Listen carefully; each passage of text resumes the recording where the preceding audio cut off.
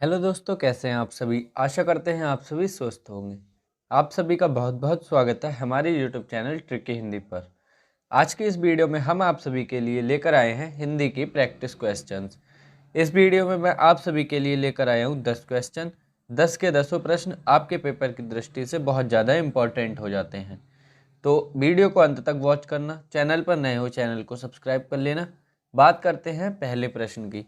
पहला प्रश्न हमें दिया गया है, आचार्य भरत ने किस रस को नाट्य प्रयोग में स्वीकार नहीं किया है। पहला ऑप्शन हमें दिया गया है शांत रस, दूसरा ऑप्शन हमें दिया गया है करुण रस, तीसरा ऑप्शन हमें दिया गया है भयानक रस और चौथा ऑप्शन हमें दिया गया है अद्भुत रस। तो बात करते हैं रस को, कौन से को आचार्य भरत मुनि ने नहीं माना है। भरत मुनि ने माने हैं हमारे 8 रस और हमारा 9वां रस होता है शांत रस। तो यहाँ पर हमारा ऑप्शन नंबर ए सही उत्तर हो जाएगा। उन्होंने शांत रस को नाट्य प्रयोग में स्वीकार नहीं किया है।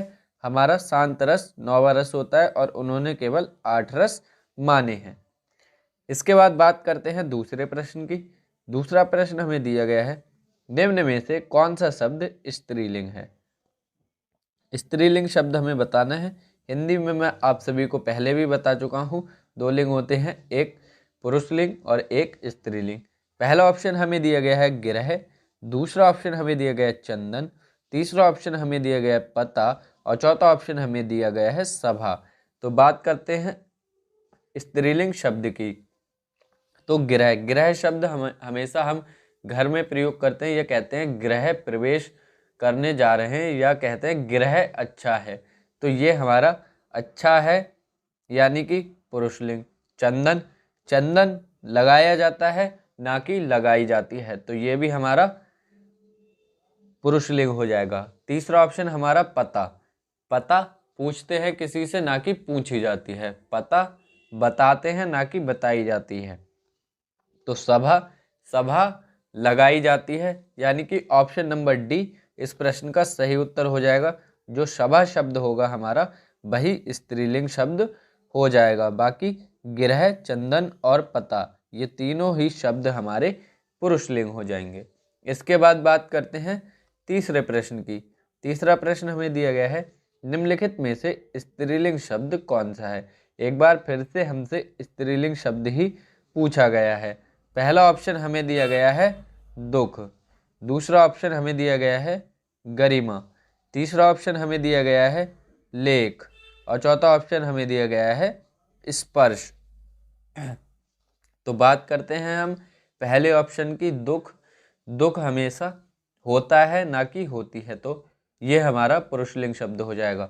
और गरिमा, गरिमा दिखाई जाती है, ये हमारा स्त्रीलिंग शब्द है। बाकी ऑप्शंस को भी देख लेते हैं। लेख, लेख लिखा जाता है ना कि लिखी जाती है। स्पर्श, स्पर्श यानी कि छूना, स्पर्श किया जाता है ना कि की जाती है। तो ऑप्शन नंबर बी यहाँ पर हमें स्त्रीलिंग शब्द मिला, गरिमा। ऑप्शन नंबर बी तीसरे प्रश्न का सही उत्तर हो जाएगा। गरिमा हमारा यहाँ पर स्त्रीलिंग शब्द दिया गया है। तीसरे प्रश्न के बाद अब बात करते हैं हम चौथे प्रश्न की।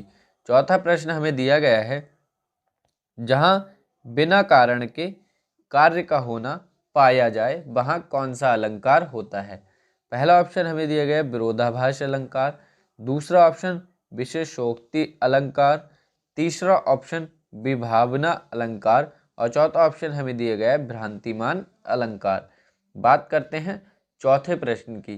तो जहाँ बिना कार्य के करना या होना पाया जाए वहाँ पर हमारा विभावना अलंकार, ऑप्शन नंबर सी इस प्रश्न का सही उत्तर हो जाएगा। ये विभावना अलंकार होता है जहाँ बिना कार्य के, बिना कारण के कार्य का होना पाया जाए। जैसे कि एक बहुत ही फेमस उदाहरण है, चले बिनु पैग सुने बिनु काना, यानी कि पैरों के बिना चलना और कान होते हुए भी ना सुनना। तो ये हमारा सबसे फेमस उदाहरण है इस अलंकार का, आपको इसको विशेष तौर पर ध्यान रखना है। अब बात करते हैं हम पांचवें प्रश्न की। जहां उपमेय में उपमान की समानता प्रकट की जाए वहां कौन सा अलंकार होता है। पहला ऑप्शन हमें दिया गया है उत्प्रेक्षा अलंकार, दूसरा ऑप्शन हमें दिया गया है उपमा अलंकार, तीसरा ऑप्शन हमें दिया गया है रूपक अलंकार और चौथा ऑप्शन हमें दिया गया है संदेह अलंकार। तो मैं आपको पहले भी बता चुका हूँ, जहाँ उपमेय में उपमान की समानता प्रकट की जाए, यानी कि वहाँ तुलना की जा रही है उपमेय में उपमान की, और जहाँ पर भी तुलना की जाती है वह मैं आप सभी को बता चुका हूँ कि जहाँ पर भी किसी की तुलना की जाए वहाँ पर हमेशा उपमा अलंकार ऑप्शन नंबर बी इस प्रश्न का सही उत्तर हो जाएगा। जहाँ उपमेय में उपमान की संभावना प्रकट की जाती है या समानता, जहाँ उपमेय में उपमान की समानता प्रकट की जाए वहाँ पर हमेशा उपमा अलंकार आपको लगाना है। समानता से मतलब उसे उसके जैसा दिखाते हैं, यानी कि हम तुलना करते हैं उसकी। तो ऑप्शन नंबर बी इस प्रश्न का सही उत्तर होगा। अब बात करते हैं हम छठे प्रश्न की। कन्यादान में कौन सा समास है? पहला ऑप्शन हमें दिया गया है तत्पुरुष समास, दूसरा ऑप्शन हमें दिया गया है द्विगु समास, तीसरा ऑप्शन हमें दिया गया है कर्मधारय समास और चौथा ऑप्शन हमें दिया गया है बहुव्रीहि समास। कन्यादान में समास की बात करें तो कन्या दान का अर्थ निकालेंगे। सबसे पहले कन्या का दान, यानी कि हमारा यहाँ पर हो जाएगा ऑप्शन नंबर ए सही, तत्पुरुष समास। कन्यादान में हमेशा तत्पुरुष समास होता है और द्विगु समास हमारा पहला पद संख्यावाची होता है, और कर्मधारय और बहुव्रीहि के बहुत सारे उदाहरण मैं आपको पिछली वीडियोस में करा चुका हूँ। इसके बाद बात करते हैं सातवें प्रश्न की। रात रात में कौन सा समास है? बहुत ही बढ़िया प्रश्न है, बच्चों को कंफ्यूजन क्रिएट करने वाला है। स्टार बनाइए इस प्रश्न पर। पहला ऑप्शन हमें दिया गया है द्वंद्व समास, दूसरा ऑप्शन हमें दिया गया है अव्ययी भाव समास, तीसरा ऑप्शन हमें दिया गया है कर्मधारय समास और चौथा ऑप्शन हमें दिया गया है बहुव्रीहि समास। तो रातों रात में कौन सा समास होगा हमें ये बताना है। अब बहुत सारे बच्चे इसमें बीच में योजक चिन्ह देखकर ऑप्शन नंबर ए को सही कर देते हैं, लेकिन ये हमारा गलत उत्तर है। यहाँ पर हमारा ऑप्शन नंबर बी सही हो जाएगा। रातों रात में हमारा अव्ययी भाव समास होता है। अब द्वंद्व समास में क्या होता है, बीच में योजक चिन्ह तो होता है किंतु वे शब्द जो दिए होते हैं दोनों वे एक दूसरे के विरोधी होते हैं। मतलब अगर हम कहते हैं खट्टा और उसके साथ मीठा, यानी कि एक दूसरे का विरोध करते हैं, उनके बीच में योजक चिन्ह लगा होता है, इसलिए वहाँ द्वंद्व समास होता है। किंतु अगर एक से ही शब्द मिल जाएं, जैसे रातों रात, दिनों दिन, हाथों हाथ, बहुत सारे शब्द और भी हो जाएंगे, उनके बीच में आपको योजक चिन्ह देखने को मिलेगा। जहाँ शब्द विरोधी हो एक दूसरे के वहाँ हमारा द्वंद्व समास होगा, जहाँ शब्द एक जैसे होंगे वहाँ हमारा अव्ययी भाव समास सही उत्तर होगा। अब बात करते हैं आठवें प्रश्न की। निम्नलिखित में से कौन सा शब्द अमात्रिक है? तो पहला ऑप्शन हमें दिया गया है नचना, दूसरा ऑप्शन हमें दिया गया है डाकघर, तीसरा ऑप्शन हमें दिया गया है चटपट और चौथा ऑप्शन हमें दिया गया है कोलाहल। तो अमात्रिक से यहाँ पर हमारा आशय है जिसमें मात्रा ना दी गई हो। तो ऑप्शंस को आप बहुत ही आराम से पहचान सकते हैं कि हमारे ऑप्शन नंबर सी में कोई भी मात्रा नहीं दी गई है। तो चटपट शब्द जो हमारा है वो हमारा अमात्रिक शब्द हो जाएगा। आठवें प्रश्न के बाद अब बात करते हैं हम नौवें प्रश्न की। निम्नलिखित में से किसका चिन्ह शून्य होता है? यानी कि कौन से चिन्ह को हम शून्य की तरह लिखते हैं? पहला ऑप्शन हमें दिया गया है हंस पद, दूसरा ऑप्शन हमें दिया गया है लाघव, तीसरा ऑप्शन हमें दिया गया है साम्यवादी और चौथा ऑप्शन हमें दिया गया है निर्देशन चिन्ह। तो बात करते हैं नौवें प्रश्न की।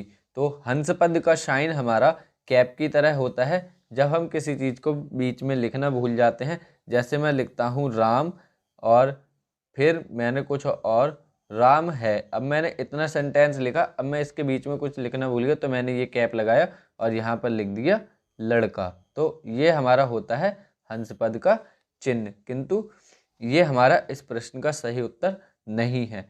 लाघव चिन्ह हमारा इस प्रश्न का सही उत्तर हो जाएगा ऑप्शन नंबर बी, क्योंकि जब भी हमें किसी चीज़ को शॉर्ट में लिखना होता है, जैसे हम डॉक्टर को लिखते हैं तो उसके बाद में जो ये हम जीरो की तरह बनाते हैं, शून्य की तरह, ये होता है हमारा लाघव चिन्ह का साइन।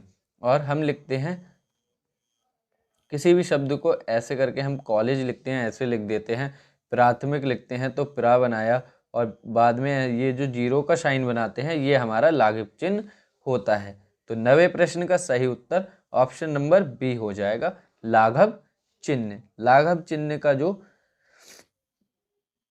जो हमारा चिन्ह होता है लाघव विराम, तो उसको हम शून्य के प्रकार से लिखते हैं। इसके बाद बात करते हैं हम आज की वीडियो के अंतिम प्रश्न, जो कि है हमारा 10वां प्रश्न। पहला प्रश्न देखते हैं, फिर ऑप्शंस की बात करते हैं। हिंदी शब्दकोश के अनुसार संतान, सकल, सचल और सक्षम शब्दों का सही क्रम है। तो हमें ये बताना है कि इन चारों को अगर हम हिंदी वर्णमाला में लिखेंगे तो सबसे पहले कौन सा आएगा, उसके बाद कौन सा आएगा, फिर तीसरे नंबर पे और चौथे नंबर पे कौन सा आएगा। तो आप सभी ने वर्णमाला पढ़ रखी है बहुत ही अच्छे से, तो आप लोगों को देखना है कि इनमें सब में स्टार्टिंग मतलब शुरू तो सा से ही हो रही है। उसके बाद हमें दूसरा शब्द देखना है, तो हिंदी में सबसे पहले हमारा का आता है, चलो ये हो गया। फिर का के बाद चा आता है, ठीक, फिर ता आएगा, ठीक है, और फिर ये। तो ऑप्शन नंबर ए ही हमारा सही उत्तर हो जाएगा, क्योंकि चा हमारा का से पहले नहीं आता तो ये भी, और जो हमारा छा होता है उससे पहले चा आ जाता है ये भी नहीं, और चा से पहले का आता है तो ये भी नहीं। ऑप्शन नंबर ए ही हमारा इस प्रश्न का सही उत्तर हो जाएगा। सबसे पहले आएगा सकल, फिर आएगा सचल, फिर आएगा संतान, और फिर आएगा सक्षम।